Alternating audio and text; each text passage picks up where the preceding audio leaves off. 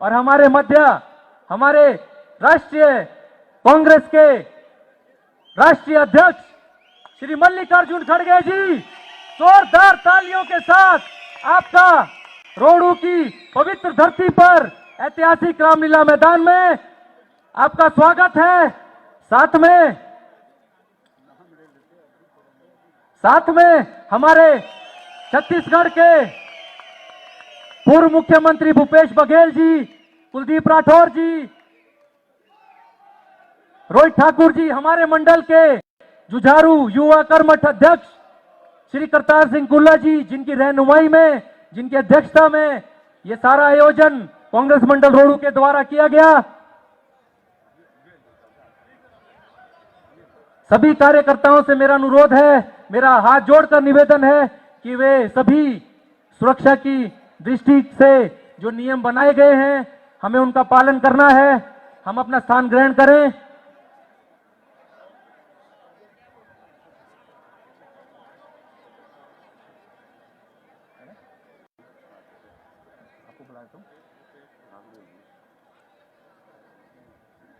आप सभी कार्यकर्ताओं का युवा कांग्रेस, एनएसयूआई, महिला कांग्रेस, सेवा दल, इंटक, सोशल मीडिया के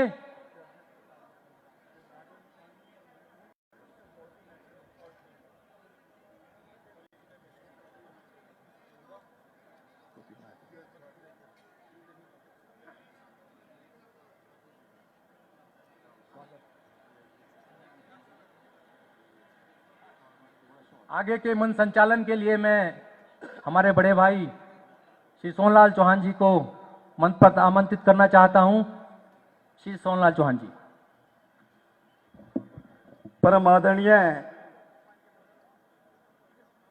भारतीय राष्ट्रीय कांग्रेस के राष्ट्रीय अध्यक्ष आदरणीय श्री मल्लिकार्जुन खड़गे जी, हमारे मध्य में हिमाचल प्रदेश के चुनाव प्रभारी एवं छत्तीसगढ़ के पूर्व मुख्यमंत्री भूपेश बघेल जी, हमारे मध्य में श्री रोहित ठाकुर जी, जो हमारे हिमाचल प्रदेश सरकार में शिक्षा मंत्री है और हमारी साथ लगते विधानसभा क्षेत्र जुब्बल कोटखाई के विधायक हैं, आदरणीय श्री कुलदीप सिंह राठौर जी, जो हमारे एआईसीसी के स्पोक पर्सन हैं और ठोक विधानसभा क्षेत्र के विधायक हैं, और हमारे मध्य में शिमला संसदीय क्षेत्र के प्रत्याशी आदरणीय भाई विनोद सुल्तानपुरी जी, जो वर्तमान में कसौली के विधायक भी हैं, और हमारे रोहडू के लोकप्रिय विधायक, हिमाचल प्रदेश सरकार में मुख्य संसदीय सचिव आदरणीय श्री मोहनलाल ब्राक्टा जी, जो आपके आशीर्वाद से लगातार 3 बार रिकॉर्ड मतों से विजयी हुए हैं, और हमारे मध्य में रोहडू के ऊर्जावान अध्यक्ष आदरणीय श्री करतार सिंह कुल्ला जी, और मंच पर तमाम हमारे वरिष्ठ कार्यकर्ता, वरिष्ठ पदाधिकारी और यहां पर उपस्थित कांग्रेस पार्टी के कर्मठ कार्यकर्ता, और ये जो जन सैलाब अपने लोकप्रिय नेता को सुनने के लिए आए हैं, मैं आप सभी का रोहडू की पावन स्थल पर पधारने पर कांग्रेस परिवार की तरफ से दिल की गहराइयों से हार्दिक स्वागत करता हूं, अभिनंदन करता हूं। और ये हमारा विधानसभा रोहडू क्षेत्र का सौभाग्य है कि पहली बार किसी पार्टी का जो राष्ट्रीय अध्यक्ष है वो आज हमारी विधानसभा क्षेत्र में पहुंचे हैं, जो हमारे लिए बहुत ही गर्व का विषय है। तो मैं अब निवेदन करना चाहूंगा हमारे रोहडू के लोकप्रिय विधायक आदरणीय श्री मोहनलाल ब्राक्टा जी से, आप आए और हमारे राष्ट्रीय अध्यक्ष आदरणीय श्री मल्लिकार्जुन खड़गे जी को, जो हमारी यहाँ की संस्कृति है, टोपी और पहाड़ी चादर देकर सम्मानित करें। आदरणीय श्री मोहनलाल ब्राक्टा जी।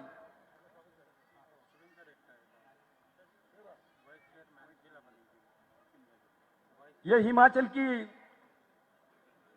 जो हमारी पहाड़ी टोपी है और पहाड़ी चादरू से आज हमारा राष्ट्रीय अध्यक्ष जी को सम्मानित कर रहे हैं रोहडू के विधायक मोहनलाल ब्राक्टा जी। एवं मुख्य संसदीय सचिव हिमाचल प्रदेश सरकार। और मैं साथ ही साथ चाहूंगा आदरणीय हमारे अध्यक्ष कांग्रेस मंडल रोडू और डॉक्टर जी, जो पहाड़ी शैली से बनाया गया मंदिर है, हमारे अध्यक्ष महोदय को बैंड करें।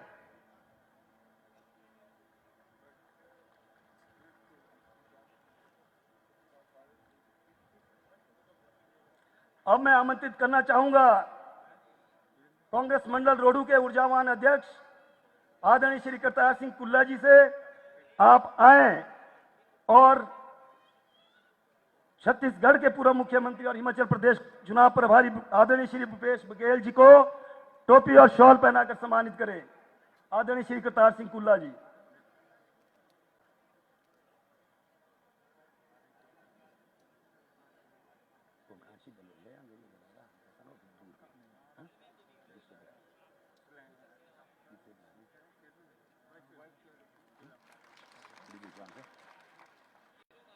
अब मैं आमंत्रित करना चाहूंगा जिला परिषद जिला शिमला के वाइस चेयरमैन आदरणीय बड़े भाई सुरेंद्र रेडका जी से आप आए और हिमाचल प्रदेश सरकार में शिक्षा मंत्री भाई रोहित ठाकुर जी को टोपी पहनाकर सम्मानित करें। सुरेंद्र रेडका जी।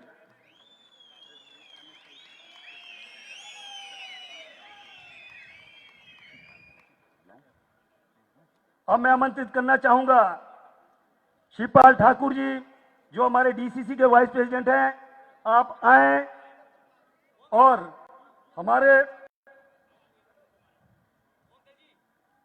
एआईसीसी के प्रवक्ता एवं ठियोग के विधायक आदरणीय श्री कुलदीप सिंह राठौर जी को सम्मानित करें।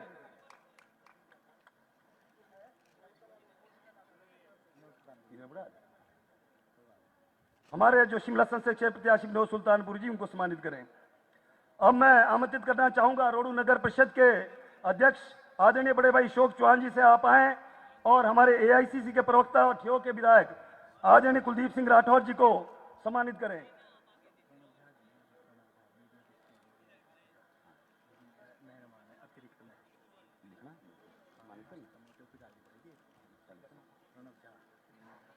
अब मैं आमंत्रित करना चाहूंगी हमारी जो महिला कांग्रेस की अध्यक्षा है आदरणीय श्रीमती उर्मिला नागू जी, आप आए और रोडू के लोकप्रिय विधायक आदरणीय श्री मोहनलाल भाटका जी को टोपी पहनाकर सम्मानित करें।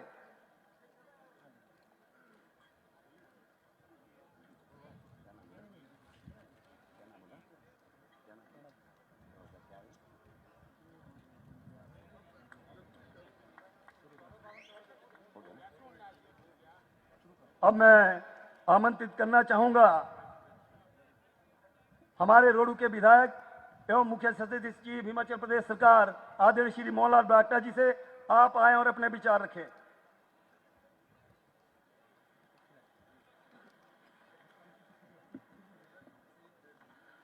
सबसे पहले मैं देवता श्री गुरु महाराज को अपना शत नमन करता हूं। परमादरणीय एआईसीसी के हमारे अध्यक्ष माननीय मल्लिकार्जुन खड़गे जी, उनको बहुत ही आदर और अदब के साथ संबोधित करता हूं। आदरणीय श्री भूपेश बघेल जी, जो हमारे छत्तीसगढ़ के पूर्व मुख्यमंत्री है। आदरणीय श्री रोहित ठाकुर जी, जो हमारे हिमाचल प्रदेश सरकार में शिक्षा मंत्री के पद पर है, आसीन है।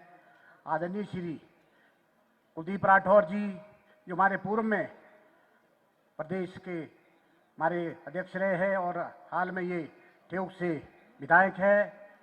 आदरणीय श्री सुल्तानपुरी जी, जो हमारे यहाँ से शिमला पार्लियामेंट के जो हमारे यहाँ से उम्मीदवार है, उनको भी आदर के साथ संबोधित करता हूँ। आदरणीय श्री करतार सिंह कुल्ला जी, जो हमारे अध्यक्ष है कांग्रेस मंडल रोडू के, और यहाँ पर मंच पर सभी सम्मानित जितने मेरे कांग्रेस परिवार के सभी लोग हैं, उनको बहुत ही आदर और अदब के साथ संबोधित करता हूँ, क्योंकि समय का अभाव है। और यहाँ पर विभिन्न पंचायतों से आए पंचायत के प्रतिनिधिगण और यहाँ पर समस्त महिला मंडल के सदस्य, जितने मेरे यहाँ बुजुर्ग हैं, माताएं, बहनें, सोशल मीडिया के सभी यूथ के, हमारे एनएसवाई के, सेवा दल के चीफ और सभी के सदस्यगण, और खासकर हमारे सोशल मीडिया के और यहाँ पर हमारे मीडिया के, आपको भी बहुत ही आदर और अदब के साथ संबोधित करता हूँ। समय का थोड़ा अभाव है, पहले तो माफी चाहेंगे, थोड़ा समय लगा, देरी हुई है। सबसे पहले तो मैं जो हमारे अध्यक्ष महोदय है एआईसीसी के खड़गे जी, उनका जो है रोडू आने पर स्वागत करता हूं और धन्यवाद करता हूं। मैं आपको बताना चाहता हूं, मेरी नॉलेज के मुताबिक, क्योंकि 2012 से तो मैं भी यहां से स्थानीय विधायक हूं, मेरे ख्याल रोडू विधानसभा क्षेत्र में आप सर पहले अध्यक्ष होंगे जो एज ए अध्यक्ष कांग्रेस पार्टी के रोडू आए हैं। इसलिए रोडू की जनता आपका, मैं रोडू की जनता की तरफ से, अपनी तरफ से आपका स्वागत करता हूं और धन्यवाद करता हूं। साथ साथ हमारे बघेल जी है जो छत्तीसगढ़ के मुख्यमंत्री है, इनका भी धन्यवाद करता हूं, स्वागत करता हूं और धन्यवाद करता हूं सभी मेहमानों का, जैसे हमारे रोहित ठाकुर जी है, हमारे पटना कुलदीप राठौर जी है, सुल्तानपुर जो है हमारे कैंडिडेट, सभी का जितने में आसपास बन के। सबसे पहले तो मैं ज्यादा लंबी चौड़ी कोई बात नहीं करूंगा, क्योंकि आप हमारे अध्यक्ष महोदय को सुनने के लिए उत्सुक है। इतना जरूर बताऊंगा मैं अध्यक्ष महोदय, रोडू विधानसभा क्षेत्र ये जो है पूर्व मुख्यमंत्री स्वर्गीय वीरभद्र सिंह, जो हमारे राजा वीरभद्र सिंह थे हिमाचल प्रदेश के, जो 6 बारी मुख्यमंत्री रहे और 5 बारी रोडू विधानसभा क्षेत्र से विधायक रहे। ये उनका कर्मभूमि, उनकी कर्मभूमि है। और इस रोडू विधानसभा क्षेत्र की उनके इलेक्शन की एक खासियत थी, वो हमेशा अपने इलेक्शन में अपना पर्चा भरते थे और कभी उन्होंने अपने लिए वोट नहीं मांगे रोडू से। वो यहां से पर्चा भरते थे और दूसरी जगह कन्वेंसिंग करने जाते थे। और जहां तक सर मैं आपके ध्यान में लाना चाहता हूं, रोडू विधानसभा क्षेत्र में जो भी विकास हुआ आज तक, चाहे हमारे स्कूल है, सड़कें है, बिजली है, पानी है, कॉलेज है, हॉस्पिटल है, जितने भी यहाँ पर, चाहे बड़े बड़े ऑफिस खुले हैं, चाहे हमारे इंडोर स्टेडियम है, बस स्टैंड है, बहुत सारे काम हुए हैं, हमारे कांग्रेस पार्टी और पूर्व मुख्यमंत्री राजा वीरभद्र सिंह की देन है। और बाकी और सर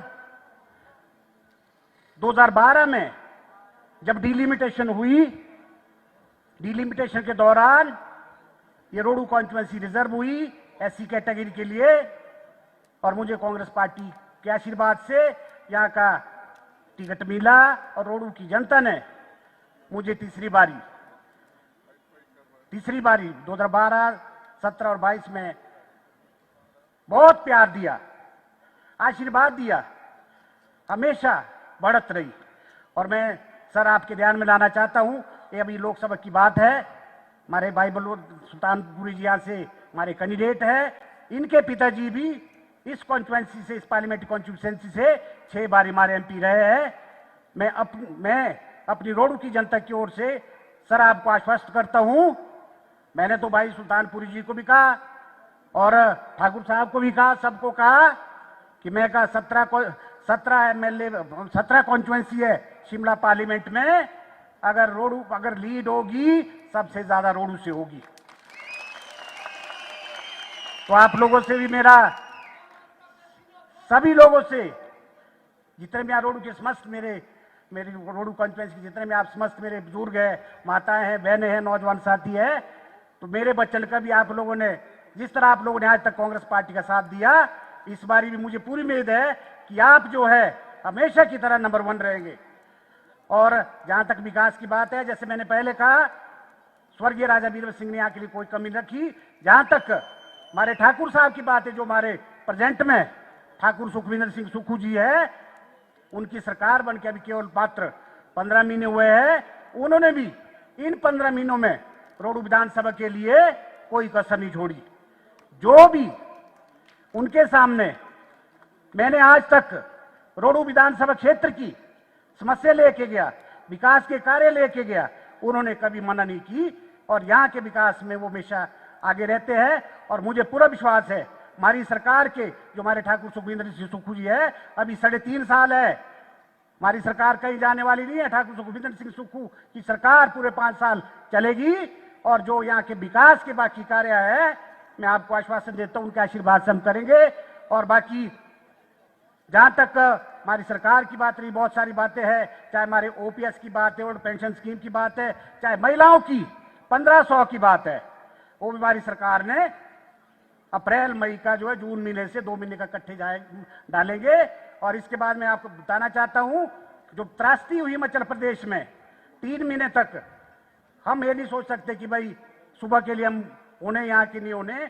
और उन दौरान रोडू विधानसभा क्षेत्र में सेब सीजन पीक पर था और ऐसी कोई सड़क नहीं थी रोडू विधानसभा क्षेत्र में जिसमें नुकसान नहीं था।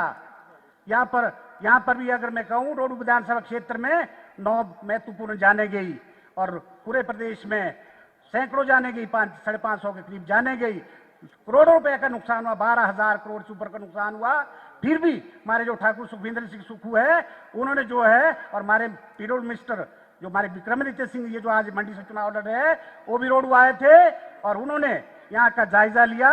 और मैं आपको बताना चाहता हूँ, आज तक, अब तो दूसरा सेब सीजन आने वाला है, मुझे कहीं से भी ऐसी कोई कंप्लेंट नहीं आई जिसमें कि ये कहा गया हो कि भाई हमारे सेब मंडी तक नहीं गए। सेब सीजन हमारा बढ़िया लगा। और बाकी ज्यादा समय ना लेता हुआ आपसे तो मैं कभी और मिलूंगा, समय का विभाव है। बाकी आप लोगों से मेरी सभी से यही अपील है कि भाई 1 तारीख को आप लोगों ने जिस तरह आज तक अपना रोडू का नाम रोशन किया है, रोडू का जो नाम है आज हिमाचल प्रदेश की राजनीति में कांग्रेस पार्टी के फेवर में, और मेरी आपसे ही विनती है कि भाई हमारे अध्यक्ष महोदय का भी मान सम्मान, हम सभी का, जितने हमारे मेहमान लोग हैं, जो मैंने कहा कि रोडू नंबर 1 रहेगा तो रोडू नंबर 1 ही रहना चाहिए। और सभी ने 1 तारीख को कांग्रेस पार्टी के फेवर में मतदान करना है। भाई विनोद सुल्तानपुरी को हमने लोकसभा भेजना है ताकि यहाँ के जो भी दूसरे और विकास हो गए भाई विनोद सुल्तानपुरी से कराएंगे। और आज देखना, देश में आज बदलाव चाह रहे लोग, आज ऐसा नहीं है, बदलाव चाह रहे लोग, तो ये बदलाव आपने लाना है। आपके एक एक वोट की कीमत है, इसलिए आपने 1 तारीख को सबने मतदान करना है कांग्रेस पार्टी के फेवर में, सभी लोगों ने। और अंत में आप सभी का, जितने भी आप यहाँ पर उपस्थित है, चाहे महिलाएं हैं, चाहे मेरे बुजुर्ग है, नौजवान साथी है, सभी का एक बार फिर से दिल की गहराई से धन्यवाद। और खासकर हमारे जो देश के अध्यक्ष महोदय है और बघेल साहब है, उनका तो बहुत बहुत स्वागत करता हूँ, धन्यवाद करता हूँ कि आप लोगों ने ये जो रोडू आकर, जो हमारी देवभूमि के नाम से रोडू और हिमाचल प्रदेश को जाना जाता है, इस धरती पर आपने अपने कदम रखे। और मैं आपको आश्वासन देता हूं कि आपके कदम सही जगह पर पड़े हैं और हम जो है निश्चित तौर पर ये सीट जीतने वाले हैं। धन्यवाद, जय हिंद। अब मैं आमंत्रित करना चाहूंगा हमारे लोकसभा क्षेत्र के जो प्रत्याशी है भाई विनोद सुल्तानपुरी जी, आप आए और अपने विचार रखें।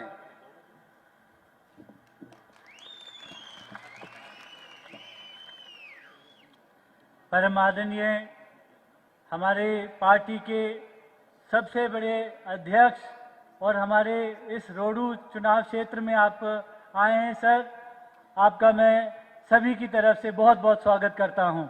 आदरणीय मल्लिकार्जुन खड़गे सर, आदरणीय हमारे भूतपूर्व मुख्यमंत्री आदरणीय सर भूपेश बघेल जी, हमारे इस शिमला पार्लियामेंट के प्रभारी आदरणीय बड़े भाई एजुकेशन मिनिस्टर रोहित ठाकुर जी, हमारे एआईसीसी में स्पोक्स पर्सन और विधायक ठियोग आदरणीय बड़े भाई कुलदीप राठौर जी, यहाँ के हमारे स्थानीय विधायक आदरणीय बड़े भाई सीपीएस मोहनलाल ब्राक्टा जी, आदरणीय हमारे जिला के माननीय अध्यक्ष विजय चौहान जी, आदरणीय हमारे ब्लॉक के अध्यक्ष करतार सिंह कुला जी, हमारे सभी तमाम यहाँ पे पार्टी के मुख्य कार्यकर्तागण, आप सभी को मैं संबोधित करते हुए, हमारे यहाँ पे जो बुजुर्ग जन हैं, माताएं हैं, बहनें हैं, मेरे युवा साथी, आप सभी को संबोधित कर आपका धन्यवाद करता हूँ कि आप इस आयोजन में, इस मीटिंग में आप सब उपस्थित हुए हैं। आज जब रोडू आए हैं तो रोडू में आने के बाद ये मैं महसूस करता हूँ कि राजा साहब की जो कमी है वो खलती है। और मेरे पूज्य पिताजी जो 6 बार सांसद यहाँ से रहे, राजा साहब के आशीर्वाद से, आप सभी के आशीर्वाद से मैं समझता हूँ कि ये हमारी एक शान रोडू हमेशा रही है। और मैं मैं अपने परिवार की तरफ से आप सभी का ऋणी हूं और मैं समझता हूं आपके ऋण को इस पार्टी के द्वारा, मैं अपने काम के द्वारा आपके बीच में हमेशा रहूंगा।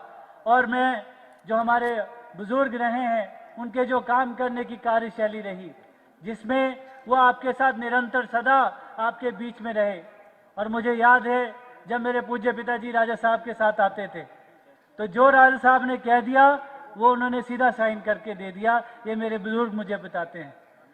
मैं आप सभी का धन्यवाद वैसे ही करता हूं जैसे उन्होंने हमेशा रोडू का ध्यान रखा, आप सभी का भी ध्यान रखा। मैं आपके बीच में वैसे ही निरंतर रहूंगा। आज ये चुनावी बेला है, इसमें निर्णय लेने का भी समय है। आप सभी इस तपती धूप में बैठे हैं, हमें ये निर्णय लेना है कि हमें अपने देश को कैसे आगे ले जाना है, उसके ऊपर हमें विचार करना है। आज जो हमारे सांसद जी हैं उनके द्वारा कई चीज़ों की कमियां रही, उनसे भी मैं सीख लेता हूं। जिस तरीके से उन्होंने अपनी चुप्पी रखी वैसी चुप्पी हम नहीं रखेंगे। अपने लोगों की बात रखी जाएगी, बेबाकी से रखी जाएगी, बिना भेदभाव के रखी जाएगी। मैं आपको बताना चाहता हूं उनकी चुप्पी से कितना बड़ा नुकसान हमारे प्रदेश को हुआ। आज जो हमारा सेब है, सेब का जो इंपोर्ट ड्यूटी है वो 75% से घटकर जब 35% की गई तो हमारे सांसद जी चुप रहे। जब हमारे प्रदेश के ऊपर इतनी बड़ी आपदा आई तो हमारे सांसद जी चुप रहे।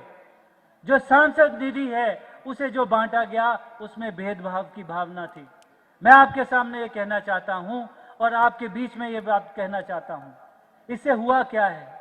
हमारा प्रदेश 5 साल पीछे की तरफ चला गया जब हमारा सांसद हमारी आवाज नहीं उठाएगा। आज हमारे सीए स्टोर में जो सेब है वो सड़ के खत्म हो गया और ये हमें सोचना पड़ेगा कि आने वाले हमारे जो बच्चे हैं उनके भविष्य के बारे में क्या कोई विचार किया गया कि नहीं किया गया। और ये बात मैं अपने साथ एक कागज लेके भी आया हूं।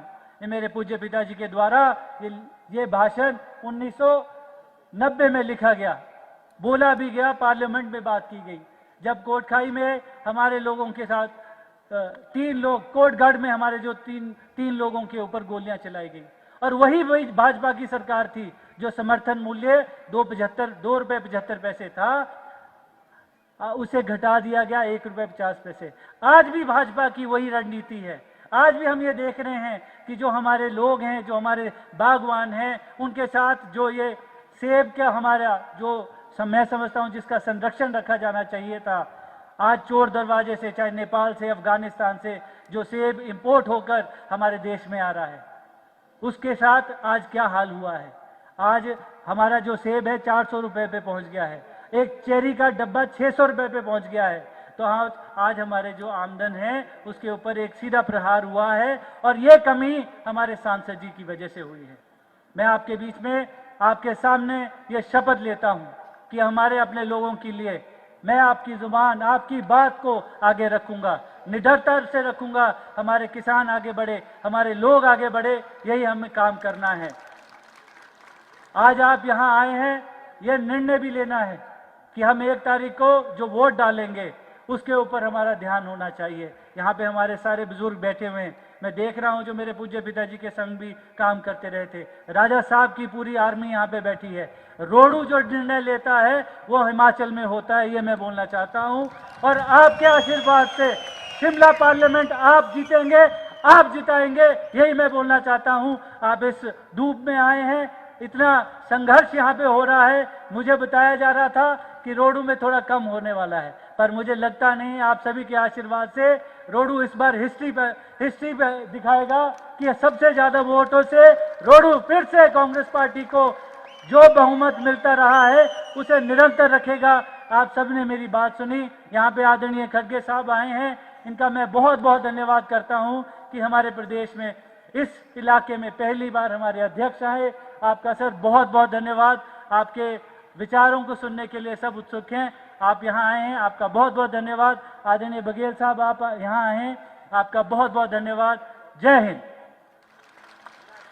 अब मैं बड़े अदब और आदर के साथ मंच पर आमंत्रित करना चाहूंगा हिमाचल प्रदेश सरकार में शिक्षा मंत्री और जुब्बल कोटखाई के विधायक आदरणीय बड़े भाई रोहित ठाकुर जी आप आए और लोगों को संबोधित करें। सर्वप्रथम मैं शेखड़ू महाराज को, मां हटेश्वरी को नमन करके अपनी वाणी को प्रारंभ करूंगा।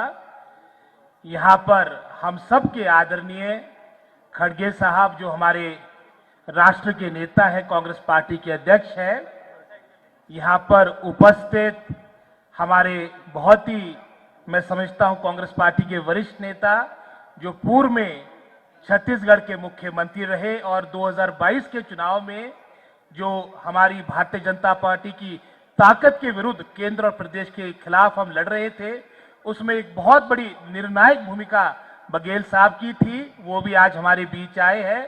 इनका भी मैं समस्त कांग्रेस कार्यकर्ताओं की तरफ से स्वागत करता हूं। यहां पर उपस्थित हमारे पूर्व के कांग्रेस पार्टी के अध्यक्ष और वर्तमान में एआईसीसी स्पोक्सपर्सन हमारे बड़े भाई कुलदीप राठौर जी, जो वर्तमान में हमारे ठियोग विधानसभा क्षेत्र के लोकप्रिय विधायक है।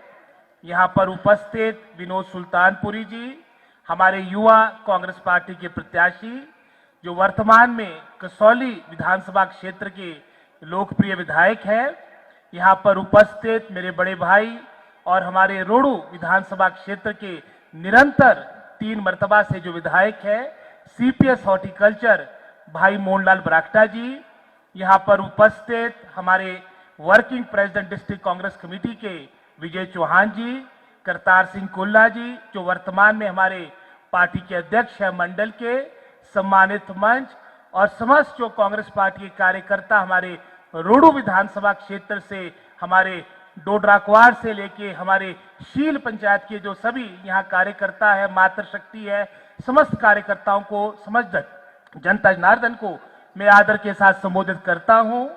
अध्यक्ष महोदय, जैसा मुझसे पूर्व मोहनलाल बरागटा जी ने यहाँ पर अपनी बात रखी है, रोडू विधानसभा क्षेत्र के लिए मैं समझता हूं एक विशेष महत्वता इस चुनाव क्षेत्र की हमेशा रही है, जहां इसका इतिहास हमारे दिवंगत नेता वीरभद्र सिंह से जुड़ा रहा, जो लगातार मैं समझता हूं 6 मर्तबा हमारे इस प्रबुद्ध क्षेत्र के पूरे हिमाचल प्रदेश के मुख्यमंत्री रहे और 5 मर्तबा इस गौरवमय विधानसभा क्षेत्र के विधायक रहे। उनके साथ संबंध है और साथ ही साथ ये क्षेत्र हमेशा कांग्रेस पार्टी का एक मजबूत मैं समझता हूं किले के रूप में जाना जाता है, जहां पूरे हिमाचल प्रदेश में 68 विधानसभा हल्के हैं। और अगर हम शिमला संसदीय क्षेत्र की बात करें, हमारे संसदीय क्षेत्र में 17 विधानसभा हल्के हैं। जैसे यहां पर भाई मोहनलाल बरागटा जी ने कहा, नंबर 1 की बात की, हम सभी पहाड़ी लोग हैं, सभी अपनी पहाड़ी जो हमारी संस्कृति है उस पर हम सबको गर्व है, नाज है। और हमारे मैं समझता हूं नाटी हमारी माल एक तरह की पहचान होती है। माल में जो सबसे आगे लगता है, जो एक तरह का धूर जिसको कहते हैं हम लोग, वो हमारे 17 विधानसभा क्षेत्रों के अगर हम कांग्रेस पार्टी की बात करेंगे, हमारी कांग्रेस पार्टी की माल में धूर में हमेशा रोडू विधानसभा क्षेत्र रहा है। अतीत में भी आपका इतिहास कांग्रेस पार्टी के साथ रहा। मैं और कुलदीप राठौर जी तो आप लोग के दामाद है, दोनों यहाँ पर आए हैं। और साथ ही साथ हम चाहते हैं कि इस महत्वपूर्ण चुनाव जिसके माध्यम से हमारे राष्ट्र की, प्रदेश की दिशा और दशा तय होने वाली है, उसमें भी इन 17 विधानसभा क्षेत्रों में कांग्रेस पार्टी के पक्ष में, विनोद सुल्तानपुरी के पक्ष में सर्वाधिक लीड हमारी रोडू विधानसभा क्षेत्र से हो, ये हम सबकी दिली चाह है। जैसा यहां पर कहा, यहां पर विकास सब कांग्रेस पार्टी के कार्यकाल के दौरान हुआ, वीरभद्र सिंह जी के समय हुआ और वर्तमान में भी सुखविंदर सिंह सुक्खू जी ने अपने छोटे से कार्यकाल में, विशेषकर अगर हम अपने क्षेत्र की बात करें, हर दृष्टिकोण से, विशेषकर बागवानी के दृष्टिकोण से जो हमारा बागवानी बाहुल्य क्षेत्र है, प्राथमिकता दी। यहाँ पर बघेल साहब अभी समर्थन मूल्य की बात कर रहे थे, जो आमतौर पे 50 पैसे की बढ़ोतरी होती है, हमने 1.5 रुपए की प्रथम बार आपकी बढ़ोतरी करके लगभग कोई 153 करोड़ के आसपास की राशि थी, सभी किसानों, बागवानों को सरकार ने वो आगामी रिलीज कर दिए, जिसका एक ऐतिहासिक निर्णय हमारी सरकार ने लिया। बहुत से निर्णय, चाहे आपके वजन के आधार पर अपने उत्पाद को बेचने की बात हो, जगह जगह सीएस स्टोर हमारे क्षेत्र में स्थापित हो, हमारे फफूंदनाशक, कीटनाशक जो हमारे दिवंगत नेता वीरभद्र सिंह जी के समय से किसानों, विशेषकर लघु और सीमांत किसान को मिलते थे, उसको बीजेपी सरकार ने बंद किया, उसको हमने प्रारंभ किया है। आप जानते ही, अगर हम मार्केट इंटरवेंशन स्कीम की बात करें, लगभग 1500 करोड़ का प्रावधान पूरा राष्ट्रीय स्तर पे था, जो भाजपा की मोदी सरकार ने इसको रोका है। आज लगभग 100% जो हमारे को मार्केट इंटरवेंशन स्कीम के तहत किसानों को अपना पैसा देना होता है, वो प्रदेश सरकार उस पर व्यय करती है।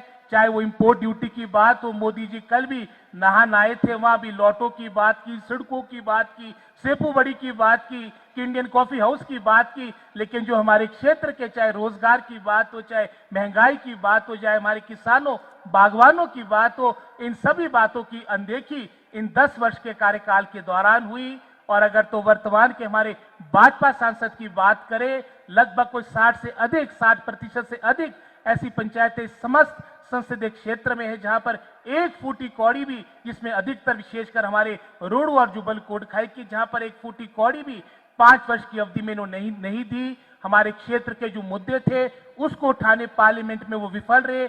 आज हम सबके पास एक अवसर है, हम अपने प्रत्याशी विनोद सुल्तानपुरी जी को इस क्षेत्र से अधिक लीड भेजकर हम केंद्र में अपने पार्लियामेंट में भेजें, ताकि एक मजबूत आवाज, एक बुलंद आवाज हमारी क्षेत्र की, हमारे, क्योंकि पहाड़ी राज्य मात्र 4 सीटें हैं, हमारे ऐसे सक्षम एमपी होने चाहिए जो मजबूती के साथ हमारे प्रदेश का पक्ष पार्लियामेंट में रखेंगे। इनके कार्यकाल की सारी बातें आपके सामने हैं। मैं फिर से, क्योंकि समय का अभाव है, 2 बजे खड़गे साहब की प्रेस कॉन्फ्रेंस है, मैं फिर से आप सबकी तरफ से अपने राष्ट्रीय अध्यक्ष खड़गे साहब का फिर से यहाँ पर पहुंचने के इनका धन्यवाद और आभार व्यक्त करता हूं। बघेल जी का आप सबकी तरफ से धन्यवाद और आभार व्यक्त करता हूं। इन्हीं शब्दों के साथ जय हिंद, जय हिमाचल।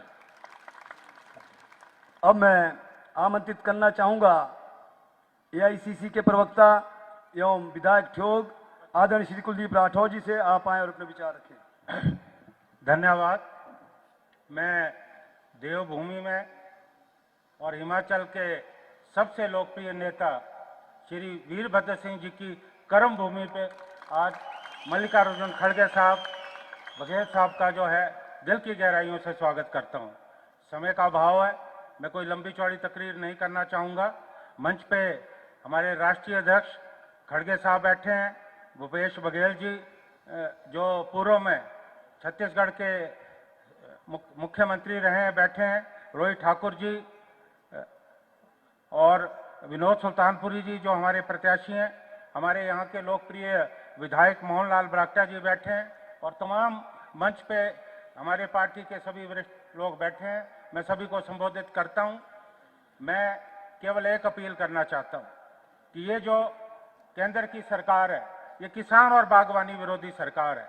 अभी पिछले कल प्रधानमंत्री जी मंडी आए, नाहन आए। हमें उम्मीद थी कि जो उन्होंने वायदे किए थे पिछले चुनाव में, 10 वर्ष पूर्व उन्होंने जो वायदे किए थे किसानों और बागवानों से, वो एक भी वायदा उन्होंने पूरा नहीं किया। हमने तो उनसे प्रश्न पूछे कि आप हिमाचल आ रहे हैं, आप हिमाचल में जो आपने पिछले चुनाव में वायदे किए थे जनता से, आप उनके बारे में बात करें। उन्होंने कोई बात नहीं की। उन्होंने कहा था कि अगर भारतीय जनता पार्टी सत्ता में आती है तो हम आयात शुल्क को जो है 50% से बढ़ाकर हम 100% करेंगे।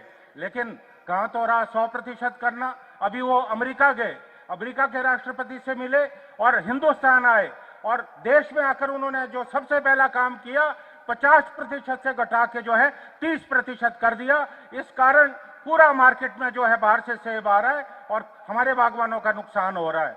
और दूसरी बात मैं कहना चाहूंगा कि जिस तरह से अफगानिस्तान के रास्ते जो है ईरान का सेब अवैध रूप से आ रहा है, हमने ये मामला विधानसभा में भी उठाया, केंद्र सरकार से उठाया। 10-15 दिन वो सेब रुका, लेकिन फिर से वो सेब जो है हमारी देश की मार्केट में आ रहा है और उस कारण हमारे जो सीए स्टोर है पूरी तरह पिट गए हैं। हमारे किसानों ने, जिन्होंने बागवानों ने सीए स्टोर में सेब रखा था, आज औने पौने दाम में जो है वो मिल रहा है। मेरा आपसे ये आग्रह है कि प्रधानमंत्री जी को हमें सबक सिखाना है। उन्होंने कहा था कि हम जो है सेब के जूस में, सेब का जूस कोक और पेप्सी में मिलाएंगे। बड़ी वाहियात बात की। हम लोग जानते हैं कि जो मल्टीनेशनल कंपनी है वो कभी अब छेड़छाड़ बर्दाश्त नहीं करती अपने उत्पादों में, लेकिन उन्होंने झूठा वायदा किया, आज तक ऐसा नहीं हो पाया। मेरा आप लोगों से आग्रह रहेगा कि वक्त आ गया है हमें सबक सिखाने का। हिमाचल के लिए अगर योगदान रहा है, भारतीय जनता पार्टी का कोई योगदान नहीं रहा। इस प्रदेश को बनाने में डॉक्टर यशवंत सिंह परमार का योगदान रहा। इस प्रदेश को ऊंचाइयों में ले जाने में जो है श्री वीरभद्र सिंह जी का योगदान रहा। क्या योगदान इन लोगों का रहा है? आज हमें इस बात को सोचना है, इस बात को हमें महसूस करना है कि आज जिस ऊंचाई पे हिमाचल पहुंचा है, ये कांग्रेस सरकार और हमारी जो केंद्र में कांग्रेस की सरकारें रही हैं, चाहे श्रीमती इंदिरा गांधी हो, चाहे राजीव गांधी हो, मनमोहन सिंह जी हो, जब भी वो सत्ता में रहे हिमाचल की दिल खोलकर मदद की है। और आपदा में जितना हमारे साथ भेदभाव हुआ, हमारी कोई मदद नहीं की गई। 10,000 करोड़ का नुकसान हुआ प्रदेश में, लेकिन जिस ढंग से इन्होंने उत्तराखंड में मदद की, गुजरात में मदद की, लेकिन हिमाचल की कोई मदद नहीं की। और हमने तो इन्हें कहा है कि आप श्वेत पत्र लेके आए, बार बार ये कह रहे हैं कि हमने हिमाचल की मदद की है। कल प्रधानमंत्री जी ने भी कहा कि हिमाचल की मदद की है। अगर आपने हिमाचल प्रदेश की आपदा में मदद की है तो आप श्वेत पत्र जारी करें और हमें बताएं कि हिमाचल की कितनी मदद हुई है।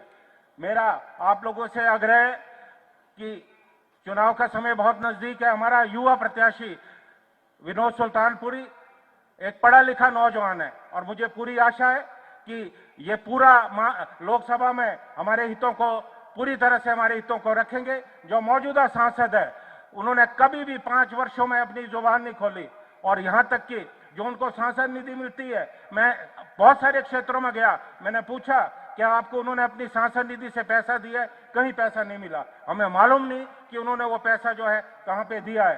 तो इस युवा प्रत्याशी को आप जो है जिताकर भेजें। मैं पूरा विश्वास दिलाता हूं कि जिस तरह से हिमाचल प्रदेश की सरकार सुखविंदर सिंह सुक्खू जी के नेतृत्व में किसानों और बागवानों का हित कर रही है, हम आगे बढ़ेंगे और यहां से ज्यादा से मतों से कांग्रेस पार्टी जीतेगी। धन्यवाद। जय हिंद, जय भारत।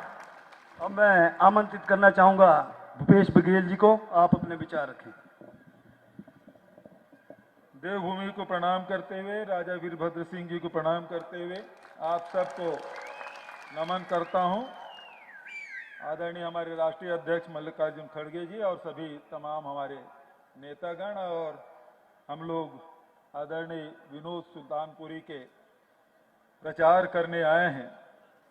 मैं इतना कहना चाहूँगा कि आज 6वें चरण का मतदान हो रहा है। 7वें चरण में आपको पूर्णाहुति करना है, जैसे यज्ञ होता है उसमें पूर्णाहुति आपको करना है, तो उसके लिए आप तैयारी कर लिए हैं। और ये तो वीरभद्र सिंह जी का क्षेत्र है, यहाँ बताने की जरूरत नहीं है।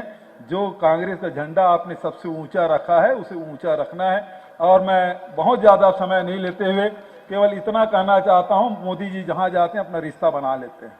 बंगाल में जाते हैं तो बोले मैं पहले यहाँ जन्म लिया था या जन्म लूंगा। उड़ीसा में जाते हैं तो वहाँ बोलते हैं कि मैं यहाँ का रहने वाला हूँ। फिर कहीं जाते हैं और मना लेते हैं, यहाँ भी बोलते हैं मेरा पुराना नाता है हिमाचल से, भाईचारा का नाता है। भाई तो आप मान लेते हैं लेकिन आपको चारा समझ लेते हैं वो। और इसी कारण से अडानी को आपके सेब के बागान के किसानों के पीछे लगा के रखे हैं ताकि आपको रेट ना मिल सके। मैं बहुत ज्यादा और समय नहीं लेते हुए आप सब जोरदार ताली बजाएं और ये टेबल हटाएं, उस यहाँ रखें। आदरणीय खड़गे साहब को आपकी तालियों के बीच में आमंत्रित करता हूं। आदरणीय मल्लिकार्जुन खड़गे साहब।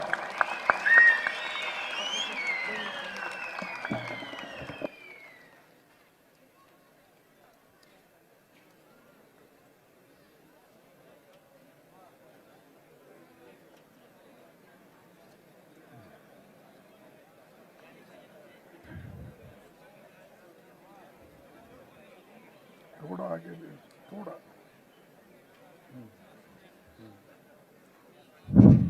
बस।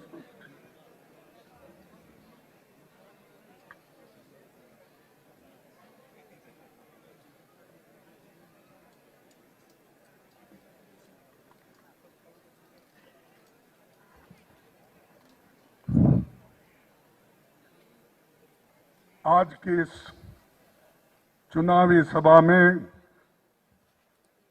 उपस्थित भूपेश बघेल जी, कुलदीप राठौर जी, रोहित ठाकुर जी, एमएल बरगद साहब local MLA, Brakta ML Brakta ji local MLA, Vinod Sultanpuri candidate, और करतार सिंह जी कुला, और Vijay Chauhan working president DCC, Surender Rakta vice chairman, और छत्र सिंह एनिशा स्टेट प्रेसिडेंट, और गीता नेगी वाइस प्रेसिडेंट, इस मंच पर बैठे हुए सभी मेरे भाइयों और यहाँ पर जमा हुए मेरे माताएं, बहनें, युवा मित्रों, किसान भाइयों और हमारे पार्टी के सभी कार्यकर्ता मित्रों तथा मेरे मीडिया के दोस्तों, ये हिमाचल, जैसा कि हमारे पूर्व वक्ताओं ने कहा कि ये एक देवता का राज्य है।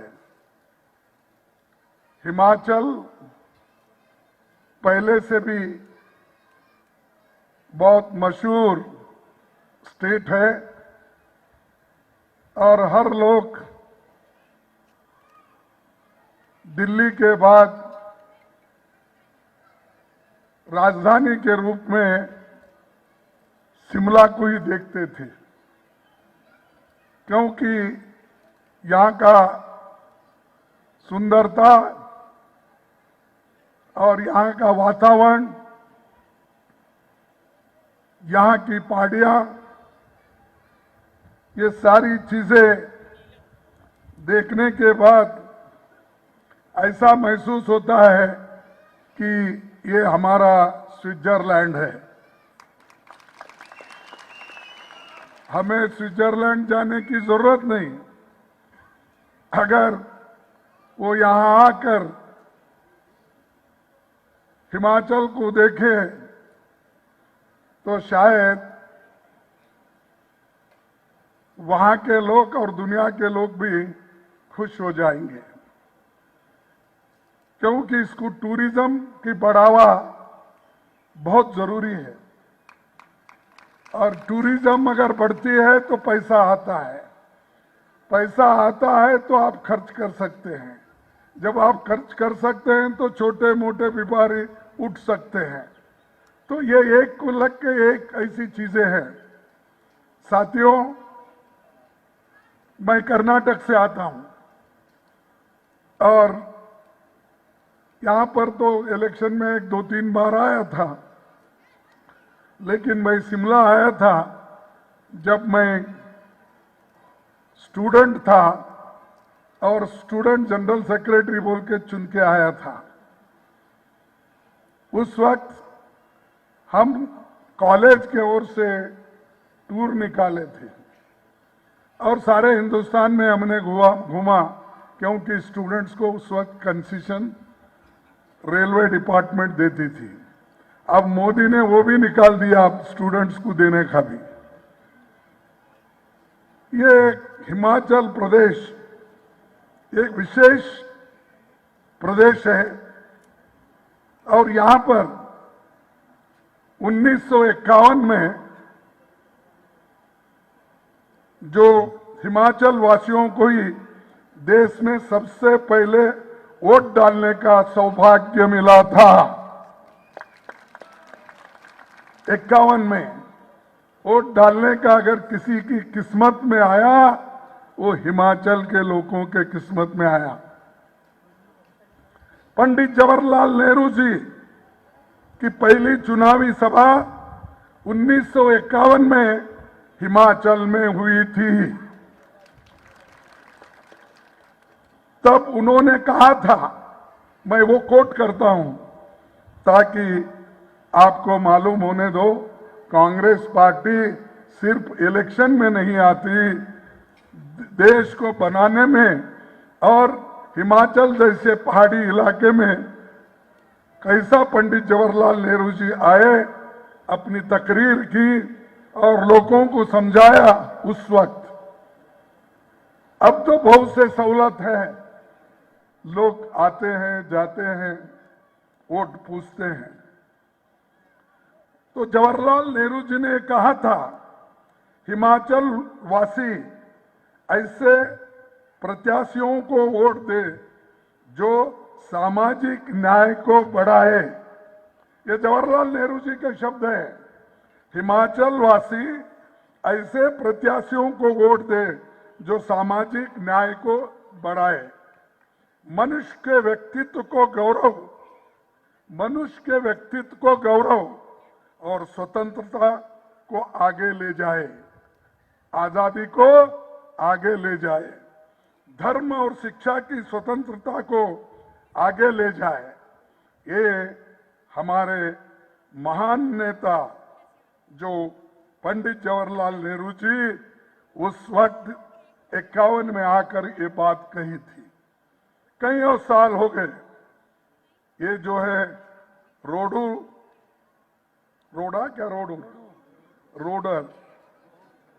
रोडू का संबंध स्वतंत्रता सेनानी पंडित पद्मदेव से रहा है, जो हिमाचल की पहली सरकार में होम मिनिस्टर रहे। उसके बाद सत्यदेव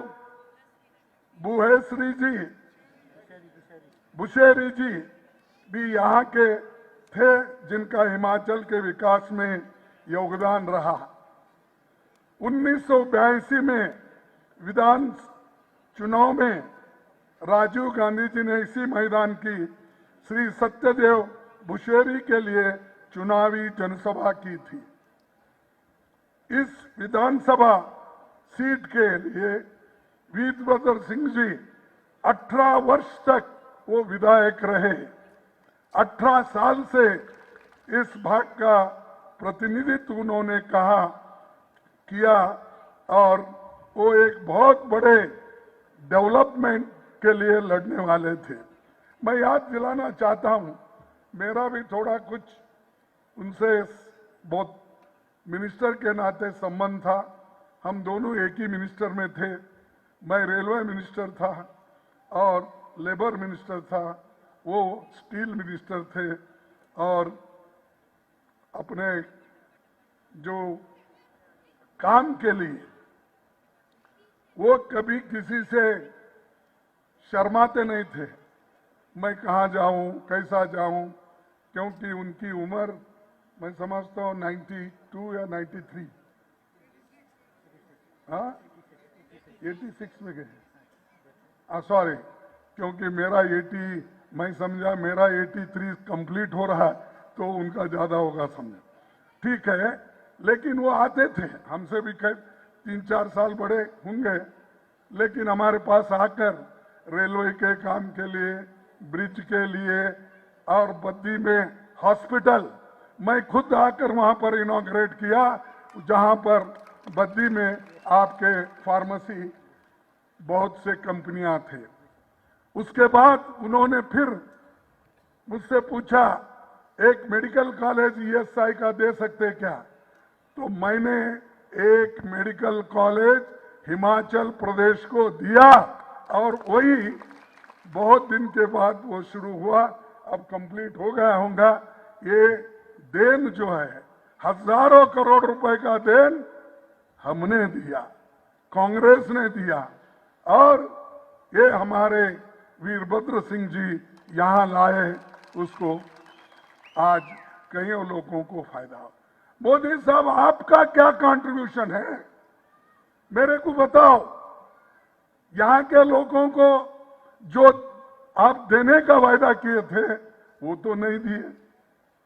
आपने कहा था कि यहां के लोगों को मैं अच्छी दाम दिलाऊंगा अपना सेब का, लेकिन उन्होंने देने के बजाय यहाँ के लोगों को और गरीब करने के लिए उन्होंने इंपोर्ट ड्यूटी डाल दी, सॉरी घटा दी।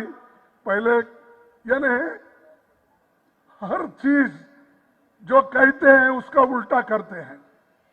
और मैं समझता हूँ पहली बार आए शायद इधर नहीं आए, यहाँ नहीं आए, ठीक है नहीं आए तो किसी ना किसी को देखने को तो आए होंगे ना, नहीं?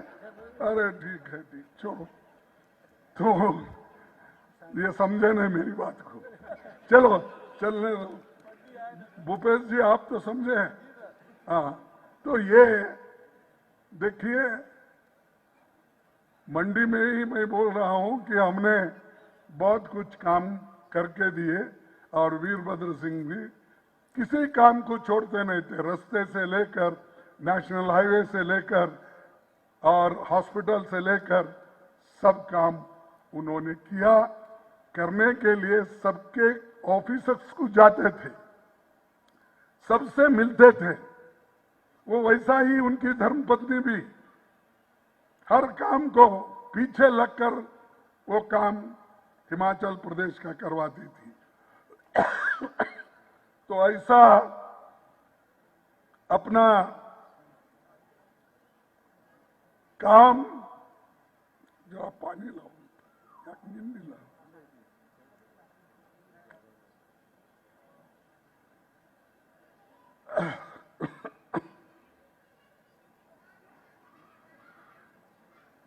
ऐसा काम किसी ने भी नहीं किया। लेकिन भाषण बहुत होता है यहां से, इतना भाषण होता है पूछो मत। और फोटोआं बहुत छपते भाई, मैं भी देखा पेपर में इतने फोटोआं छपते हैं, लेकिन इतनी बड़ी पहाड़ आ गई, फ्लड आ गया, इतना बड़ा पहाड़ गिरते रहे, सड़क बंद होते रहे, लेकिन हमारे चीफ मिनिस्टर ने 10,000 करोड़ रुपए मुआवजा मांगा, कंपेंसेशन मांगा, नुकसान भरपाई के लिए मोदी जी को पूछा। लेकिन मोदी जी हमारे झोले में क्या डाले? पत्थर डाले, लेकिन पैसे नहीं डाले। दुरुस्ती के लिए कुछ नहीं किए। और 5 साल मांग रहे हो, मैं 5 साल और दो, मेरी गवर्नमेंट बहुत अच्छा काम करेगा। अरे दोस्तों, मैं आपको पूछना चाहता हूं, मोदी जी हमेशा, उनको जरा झूठ बोलने की आदत है। आप बोलेंगे कैसा? प्राइम मिनिस्टर कैसा झूठ बोलता है? मैं आपको 1-2-3 उदाहरण देता हूं। उन्होंने 10 साल में क्या किया? पहले इलेक्शन में तो उन्होंने कहा, देखो माताएं बैठो, आपको 1-1 लाख रुपए दे रहे हैं हम आगे जब हमारी सरकार आएगी केंद्र में। जब मोदी जी आए, आने के बाद उन्होंने पहले ही इलेक्शन पहले ही उन्होंने वायदा किया था। क्या कहा था? मैं हर एक के जॉब में 15-15 करोड़ रुपए डालूंगा, 15-15 लाख।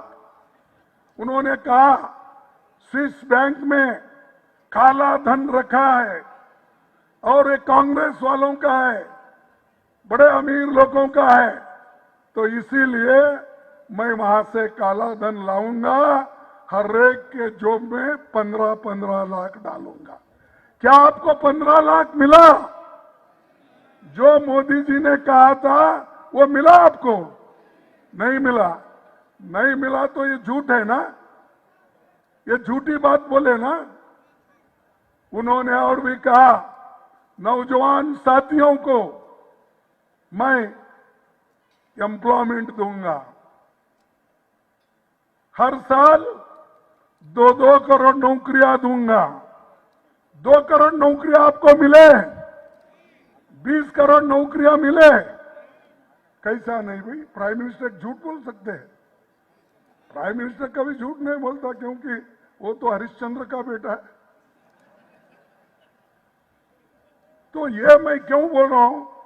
फिर उसके बाद में उन्होंने बोले कि मैं किसानों की आमदनी 2 गुना कर दूंगा।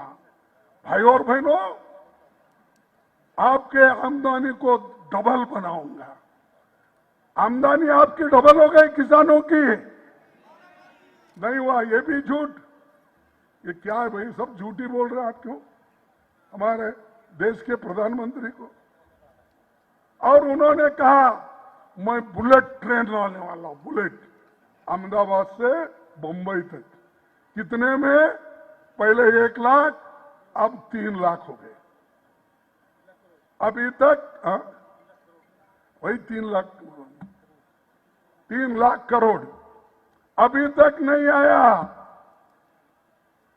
झूठ पे झूठ। और उससे क्या फायदा? किसी गरीब को तो फायदा नहीं है। इतनी महंगी है वो बुलेट ट्रेन में बैठने के लिए, और उससे कोई गरीब का फायदा होता नहीं है। फिर भी बोले वो भी कंप्लीट नहीं। और भी उन्होंने बोला मैं हर एक के सर पे छत डाल के घर बनाऊंगा। हर एक के घर अपने सर पे छत होगा। कहां है? 40 करोड़ का आपने वायदा किया, फिर बाद में आपने घटाया 20 करोड़ का, फिर घटाया 30 करोड़ का। वो सब गया। अभी 40 लाख भी नहीं बने मकान। ऐसे झूठ पे झूठ वो बोलते जा रहे हैं। और फिर बोलते हैं देश के लिए मैं जान तक दूंगा। और हमेशा वो टीका किसकी करते हैं? उन्होंने टीका ये करते हैं कि सब कुछ कांग्रेस की वजह से खराब हुआ। 70 साल में कांग्रेस बर्बाद की। तो पहले बोलते थे, अब छोड़ दिए वो। अब 55 साल में कांग्रेस देश को बर्बाद कर। अरे 55 साल में अगर देश बर्बाद होता तो इस देश में इतने स्कूल, कॉलेज, पब्लिक सेक्टर्स ये आते थे। जो नेहरू जी ने बनाया वो गरीबों के लिए बनाया। और नेहरू जी के वक्त जो डेवलपमेंट हुआ उसके बाद आप 10 साल में क्या किए उसका हिसाब दो। 6 साल में हमारे बीजेपी की सरकार थी, 99 से लेकर 2004 तक। ये आपका 15 साल का हिसाब दो, 16 साल का। हम 55 साल का हिसाब आपको गिन के बताएंगे। वो नहीं चाहते देश एक। और देश में हमेशा लोगों को एक होने के लिए छोड़ते नहीं। लोग एक रहना, हर समाज के लोग एक रहना ये नहीं चाहते। हर समाज में झगड़ा लगाना। अरे भाई देश इतना बड़ा है, 140 करोड़ जनता है, इसको एक रखना आजादी के बाद बहुत मुश्किल था। उस वक्त भी आबादी कम से कम 33 करोड़ थी। और उस वक्त उतना रहने के बावजूद जवाहरलाल नेहरू जी और सारे हमारे जो इस देश के प्रमुख लोग थे, उन्होंने बहुत कुछ काम करके इस देश को इकट्ठा रखा। लेकिन मोदी जी अभी भी कांग्रेस को गालियां देते हैं। भगवान का नाम कम लेते हैं, लेकिन कांग्रेस का नाम, राहुल गांधी का नाम सबसे ज्यादा लेते हैं। मैं समझता हूं सोते वक्त भी उनको याद आता होगा, सपने में भी याद आता होगा। नहीं तो इतना बार बार नहीं बोलता। इतना एक आदमी बार बार इतने बार नाम लेना, इसका मतलब क्या है? इसका मतलब यही है कांग्रेस को डरते हैं, राहुल जी को डरते हैं, सोनिया जी को डरते हैं, हमारे पार्टी को डरते हैं। इसीलिए हमारी टीका करते फिरते। लेकिन हमको डराने की तो खूब कोशिश हो गई। हम तो डरने वाले नहीं हैं, क्योंकि हम हमेशा जनता के तरफ से काम कर रहे हैं और जनता के लिए काम करेंगे। और ये जो चुनाव है, ये चुनाव सिर्फ एक एमपी की चुनाव नहीं है। ये चुनाव जनता मोदी के खिलाफ लड़ रही है, महंगाई के लिए, अनएम्प्लॉयमेंट के लिए। जो गरीब आज तरस रहा है, जिसको नौकरी नहीं, वैसे लोग आज लड़ रहे हैं। और दूसरी बात, हम लोग जो कांग्रेस लड़ रही है जनता के ओर से, और जनता को जो सपोर्ट कर रही है, वो किस लिए? महंगाई के खिलाफ, अनएम्प्लॉयमेंट के खिलाफ। अग्निवीर की बात करें, 4 साल के लिए मिलिट्री में भर्ती करना ही बंद करें, और मोदी साहब बोलते हैं हम अग्निवीर तैयार कर रहे हैं, सब नौजवानों को भर्ती कर, 4 साल के बाद ट्रेनिंग देके घर को भेज रहे हैं। अरे परमानेंट नौकरी मिलती थी, अगर मिलिट्री में भर्ती होते परमानेंट नौकरी मिलती थी, उनको पेंशन मिलता था, हर चीज की सहूलतें मिलिट्री में जो मिलती वो मिलती थी। ये सब साफ कर दिए इन्होंने, सबको खत्म किया, बच्चों से लेकर बूढ़ों तक।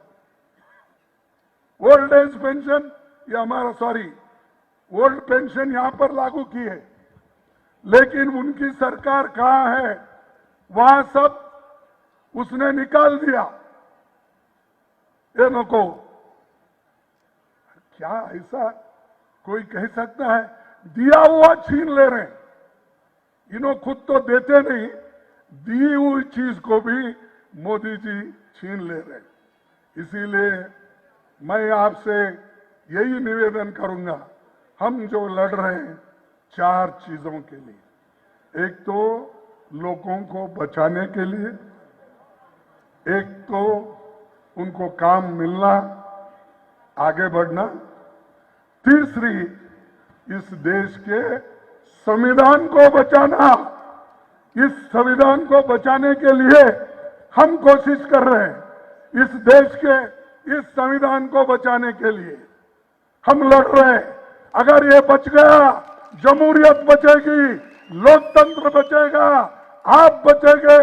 आपको जो बुनियादी हक मिल रहे हैं, फंडामेंटल राइट्स, वो सब चीजें इसमें है। अगर आप भूल जाएंगे, इसको भूल जाएंगे, तो आप अपने याद करेंगे फिर गुलामी के दिन। आप कभी नहीं पाएंगे जो इस कॉन्स्टिट्यूशन में आप लोगों को हक दिए गए हैं। उसी तरह जो एससी एसटी लोग हैं और जो बैकवर्ड से हैं, कोई भी होने दो, उनको सबको हक मिल रहा है इस संविधान के वजह से। इसलिए भाइयों और बहनों, तुम उधर इधर मत देखो, सिर्फ आंख मूंछ के 1 तारीख को हाथ के बटन के ऊपर, वही ना, आप लोग 1 तारीख ना, 1 तारीख को आप हाथ के चिन्ह पर बटन दबाओ और भारी बहुमत से इनको चुन के लाओ। तभी लोकतंत्र बचती है, तभी संविधान बचेगा, तभी हम आप सुख और शांति से रहेंगे। लेकिन मोदी जी ये नहीं चाहते। मोदी जी हमेशा यही चाहते हैं कि हर लोग परेशानी में रहे। मैं अहमदाबाद गया था, क्योंकि मैं हर स्टेट में जा रहा हूं, हर जगह घूम रहा हूं। मैं देख रहा हूं लोग एकदम चिंतित है। ऐसे लोगों को परेशान करने की बात कौन कर रहे हैं? मोदी जी कर रहे हैं। अहमदाबाद में उन्होंने एक भाषण किया, क्या बोला कि उन्होंने बोला, देखो जाति जनगणना करके कांग्रेस तुम्हारे घर का एक्सरे कर रही है। एक्सरे करके तुम्हारे घर के अंदर अगर सोना है, कितना सोना है, तुम्हारे घर के अंदर मंगलसूत्र है, तुम्हारे घर में अगर पैसा है, तुम्हारी संपत्ति, अगर तुम्हारे पास जमीन है, 2 एकड़ जमीन है, तो 1 एकड़ छीन लेंगे कांग्रेस वाले। और यहां तक भी बोले तुम्हारा मंगलसूत्र भी छीनेंगे। अरे कोई मां का लाल इस देश में पैदा हुआ है किसी का मंगलसूत्र छीनने का? कांग्रेस पार्टी देश के लिए लड़ी है, कुर्बानी दी है। आज तुम वोटों के लिए मंगलसूत्र की बात करते हो, जाति की बात करते हो। भाइयों और बहनों, देखो गुजराती भाइयों, उनके अहमदाबाद में बोले सो बोल रहा हूं। देखिए, बहुत होशियार रहिए। आपके घर में अगर 2 भैंस है, 1 भैंस मुसलमान को देंगे। आप सुने पढ़े होंगे ना? हाँ, हम नहीं कह रहे भाई, देश का प्रधानमंत्री कह रहा है। इस देश का प्रधानमंत्री कह रहा है 2 भैंस है तो 1 भैंस निकाल के देंगे, 2 एकड़ है तो 1 एकड़ निकाल के देंगे, मंगलसूत्र देंगे। ये ऐसा कोई चीफ प्राइम मिनिस्टर बोलता है? अरे प्राइम मिनिस्टर तो वो होता है जवाहरलाल नेहरू जी के जैसा, जो सबको समानता के साथ लेके जाता है और समानता की भाषा बोलता है। वो है इंदिरा गांधी जी, जो पाकिस्तान जैसे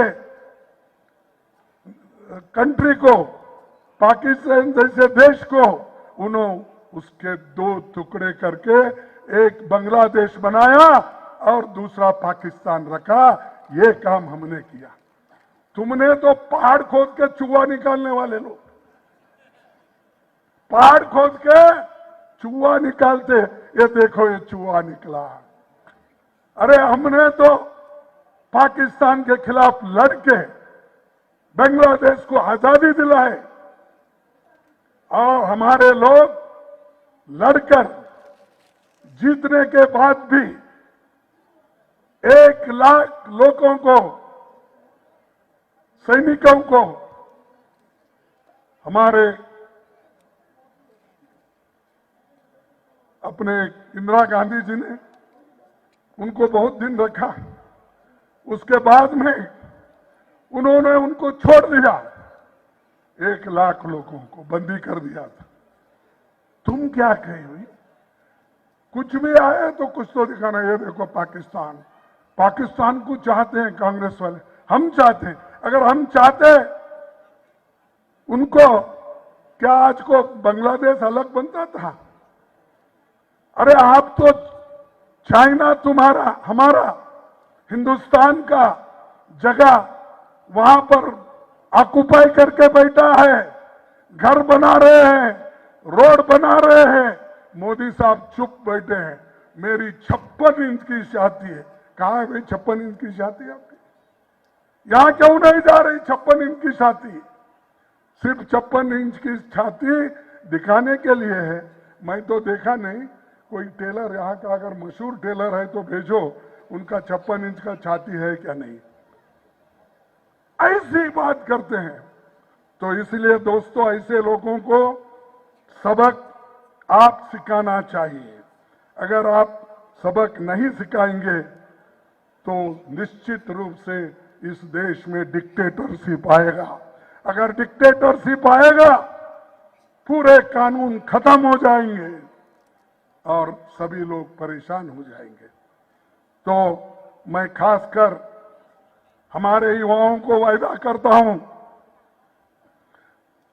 30 लाख खाली पड़े हुए सरकारी जगह हम सरकार में, गठबंधन की सरकार आने के बाद ये पूरे 30 लाख वैकेंसीज हम भर देंगे, सबको देंगे।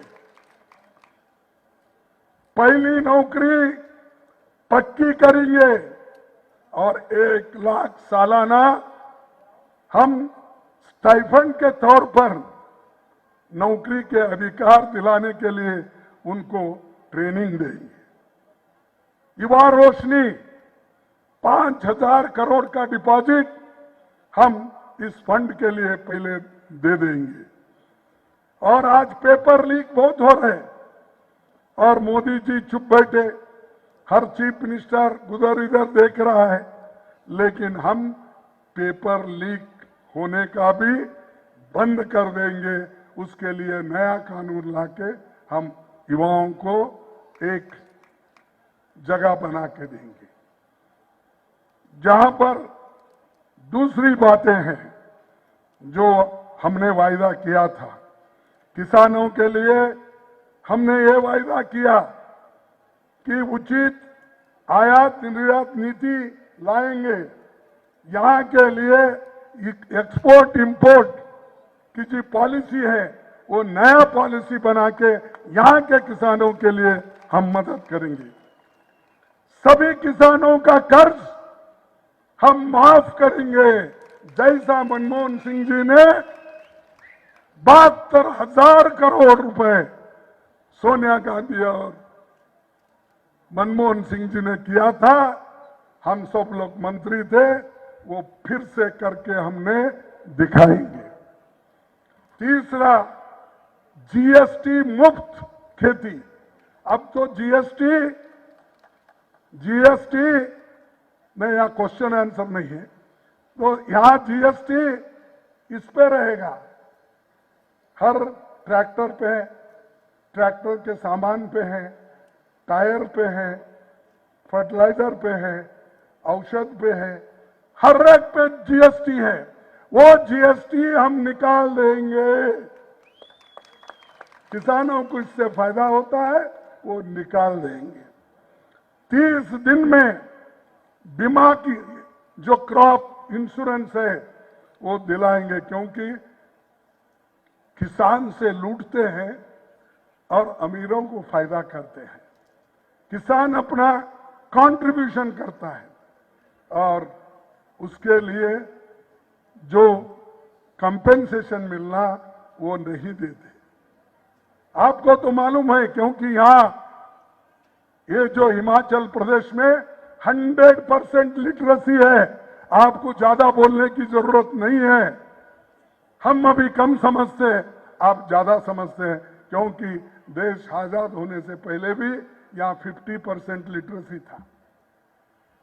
तो दोस्तों, महिलाओं को यहाँ पर हिमाचल सरकार 1,500 रुपए देने का वायदा की थी, लेकिन इसको स्टे लाया गया।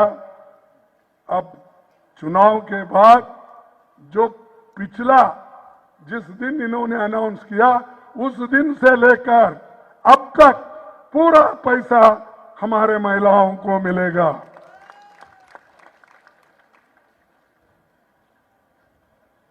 और मुख्यमंत्री जी ने जो वायदे किए थे वो वायदा एक एक पूरा कर रहे हैं। हम कर्नाटक में वायदा किए थे, वो वायदा हमने पूरा कर रहे हैं। तेलंगाना में हमने वायदे किए थे, वो भी हम कर रहे हैं। तो जहां जहां हमने वायदे किए थे वो तो हम पूरा कर रहे हैं। और मोदी जी साहब जो जो गारंटी दिए थे वो एक गारंटी भी अमल में नहीं आया। उन्होंने हमेशा बोलते रहे, भाइयों और बहनों, जब मैं देखता हूं मेरी मां बहनें चूल्हे के सामने जब बैठती है, जब वहां लकड़ी के लगाते हैं धुआं निकलता है, जब गोबर की ये लगाते हैं उपले को लगाते हैं, तब वो धुआं निकल के उनके आंखों में जाता है। जब उनके पानी को देखकर, आंखों के पानी को देखकर मुझे ऐसा महसूस हुआ कि ये लोग इतने तकलीफ में, मैं मुफ्त में गैस सिलेंडर दूंगा। अरे नाटक कितना दर्द हुई, कितने ड्रामेबाजी। आप सच बोलो, सच अगर कहेंगे आपको फायदा होगा। अगर झूठ बोलते जाएंगे हमेशा के लिए आपकी छुट्टी हो जाएगी। और छुट्टी करने के लिए जनता तैयार है और हम जीतने वाले हैं, इसमें कोई शक नहीं है।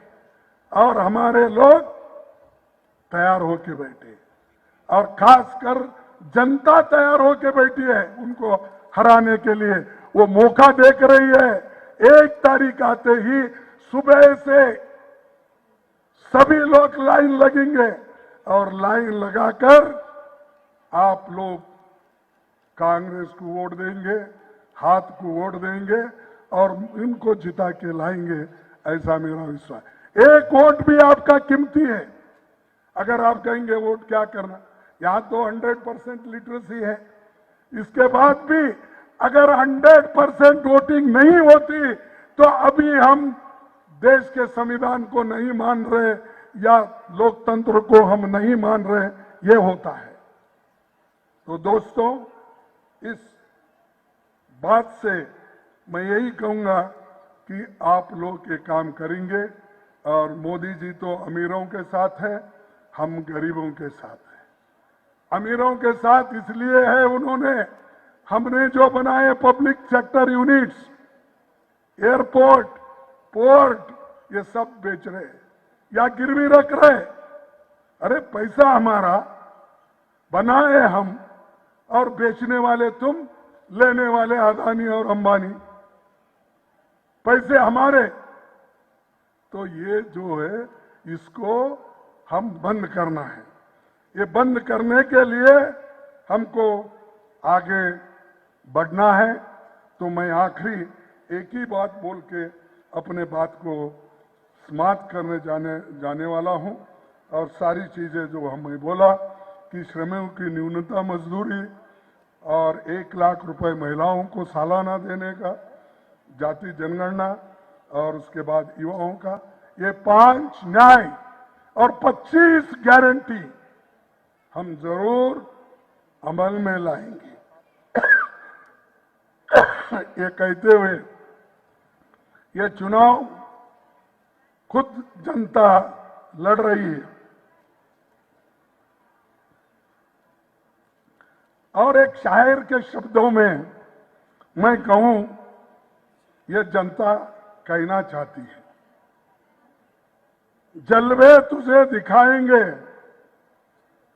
जलवे तुझे दिखाएंगे, बस इंतजार कर। जलवे तुझे दिखाएंगे, बस इंतजार कर। हम कौन हैं बताएंगे, बस इंतजार कर। हम कौन हैं बताएंगे, बस इंतजार कर। मसनद पर तुझको हमने बिठाया है, यानी गद्दी पर। मसनद पर तुझको हमने बिठाया है, ये न भूल, ये न भूल, हम ही तुझे उठाएंगे, बस इंतजार कर। हम ही तुझे उठाएंगे, बस इंतजार कर। तो मोदी के लिए है, जनता बोल रही है, उनको उठाने वाले हैं और वो अब पैकअप करके चलते जाएंगे। और उधर इधर इतना फिर रहे, बहुत इतना घूम रहे हैं, शायद उनको इतना संशय आया, तो इसीलिए तो वो बोल रहे। नहीं तो पहले भाई और बहनें टीवी में बोलते थे, अब आधे घंटे में उनका एडवर्टाइजमेंट आता है। कहां से आते हुए इतने पैसे? दूसरों को बोलते ये भ्रष्ट है, वो है। ये भ्रष्ट लोगों को लेकर तुमने हुकूमत कर रहे, ये भ्रष्ट लोगों को लेकर तुम राज कर रहे। हमारे पास के लोगों को उठा उठा के लेके गए। तो भ्रष्ट कौन है? मोदी है। कर्नाटक के राज को गिराया, मध्य प्रदेश के राज को गिराया, गोवा के राज को गिराया, हिमाचल के राज को गिराने की पूरी कोशिश की, लेकिन आप लोग हिमालय के जैसा ठहर गए, वो रुक गया। आप हिमालय के जैसा रुक ठहर जाने से वो आगे नहीं बढ़ सका। हर जगह परचेस करना, डराना, बोलना, ईडी की धमकी देना, सीबीआई की धमकी देना, सीवीसी की धमकी देना, कितने दिन देंगे भाई? और बोल रहे बाद में ये भ्रष्ट को मैं कभी सहन नहीं करता हूं। मैं कौन सा जीरो टॉलरेंस, अरे जीरो टॉलरेंस वाले बाबा मंडी पे बिठा लेके उनको राज्यसभा मेंबर बना रहे, डिप्टी चीफ मिनिस्टर बना रहे, चीफ मिनिस्टर भी कई जगह बन के हमारे महाराष्ट्र में बने, सबको तोड़ फोड़ करके 3, 13, 9, 18 कर दिए। और ये बोलते देश को मैं बचाने के लिए पैदा हो गया। मां गंगा मुझे बुलाई है। कहां से बुलाई? अहमदाबाद से। वहीं रहो ना भाई। गंगा की सेवा करने वाले बहुत लोग हैं वाराणसी में, उत्तर प्रदेश में, हिमाचल में, बिहार में, हर जगह है। तुम्हारी जरूरत नहीं है। वहीं सोमनाथ टेम्पल है, बैठो, बड़ा टेम्पल है ना। यहां क्यों लोगों को मां गंगा ने बुलाई, मैं इसलिए आया, मैंने प्रधानमंत्री बना मां गंगा के वजह से। अब भाई सब कुछ ऐसा बोलने से मिलता है तो कोई काम करने की जरूरत नहीं है। मेरे पास एक मेरे ओल्ड टीचर आए थे, वो अच्छे टीचर थे, लेकिन जरा उनका आइडियोलॉजी जरा मेरे को ठीक नहीं लगा। तो वो ऐसा ही बोलते थे कभी कभी, मल्लिकार्जुन, मेरा नाम मल्लिकार्जुन है। फिर आप बोलेंगे ये कहाँ का नाम है? भी हमारे पास नहीं है। मैं भी अनेक ज्योतिर्लिंगों में से एक लिंग हूं, मल्लिकार्जुन। तो इसलिए तो लोग मुझे बोले कि 2 लोग थे, दोनों दोस्त थे, एक मुस्लिम था, एक हिंदू था। वो जरा बहुत आइदी थे, क्या बोलते हैं आपकी तरफ, लेजी थे। तो वो क्या करते थे, शुक्रवार के दिन तो मस्जिद के सामने ठहरते थे, ठहर के पुकारते थे। जब टाइम 1 बजे नमाज का टाइम होता वहां जाते थे, अल्लाह के नाम पे पैसे दो, अल्लाह के, दोनों मिलके बोलते थे, अल्लाह के नाम से पैसे दो, अल्लाह के नाम से पैसे दो। लोग 1 दिन दिए, 2 दिन दिए, 3 दिन दिए, 4 दिन दिए। फिर उसके बाद बोले अरे रोज ऐसा ही आते पुकारते हुए, तो छोड़ो। वो धूप में ठहर ठहर के पुकारने लगे। तो उस दिन उन्होंने उधर ख्याल नहीं किया। लोगों ने बोला देखो ऐसा करते हैं। फिर मंदिर के पास जाते थे सोमवार के दिन, वो बोलते भगवान के नाम से दो, भगवान के नाम से दो हमको पैसे, भगवान के नाम से दान दो, दान दो। तो लोग बोले भाई 1 दिन 2 दिन ठीक है, इतने मोटे मोटे है, कम से कम काम करके जीना चाहिए। ये सब छोड़ के जीने के लिए ये धंधा पकड़ा उन्होंने, ये अच्छा नहीं। तो फिर बाद में उन्हें सोचा चलो अब एक पैर पे ऐसा ठहर के देखेंगे, ऐसा एक पैर पे ठहर के, तब तो लोगों को दया आएगी। तो उन्होंने जाके फिर मस्जिद के पास ठहरे, एक ही ऐसा पैर पे ठहर के अल्लाह के नाम पे दो, अल्लाह के नाम, दोनों पुकारने लगे। तो बाजू वहां पर मोरी थी, गटार थी। तो गटार रहने से वो कितने देर ठहर सकता आदमी, एक पैर पे, धूप है, पानी होना, सब होना। तो चिल्लाया, कोई ध्यान नहीं दिए। तो एकदम उसको चक्कर आया, दोनों को चक्कर आने के बाद वो मोरी में गिर गए। गिर जाने के बाद लोग, हमारे लोग इतने कंपैशनेट है, इतने दयालु है, इतने करुणा है उनके पास। उन्होंने गए, अरे उठाओ उठाओ उठाओ, उनको उठाओ, इनको, सब मिलके उसको उठाने लगे। दोनों को उठा के कोई पानी लाया, कोई नींबू शरबत लाया, कोई ब्रेड लाया, उसको खिलाने लगे। खिलाकर वो दोनों को उठा के, दोनों की टांग टूट गई थी, रिक्शा में डाल के लेके गए। लेके जाते वक्त पूछे कैसे हो? नहीं साहब, अल्लाह देता है मगर टांग तोड़ के देता है। अल्लाह देता है मगर टांग तोड़ के देता है। तो ये उसने कहा। तो इसीलिए बगैर मेहनत से कुछ नहीं मिलता। जब तक हमारे करड़ी में एक है, कई कसरा रहे बाई मसरा तो रहे। अगर जब आपका हाथ खेतों में गलीज होता है, गोबर उठाते वो तभी आपको दही मिलता है। आप हाथ से गोबर उठाते हो तभी आपके मुंह में दही मिलता है। ये काम करने कर्म है। कर्म से सब कुछ मिलता है, बैठने से नहीं मिलता। लेकिन मोदी हर चीज जादू मान रहे हैं, जादू से सब कुछ मिलता है समझ रहे। नहीं भाई, हमारे लोग मेहनत करें उसका फल तुम्हारे को मिल रहा है। हमने बड़े बड़े कारखाने बनाए उसको मिल रहा है। हमने ग्रीन रेवोल्यूशन बनाया, तुमको आज धान फ्री मिल रही है।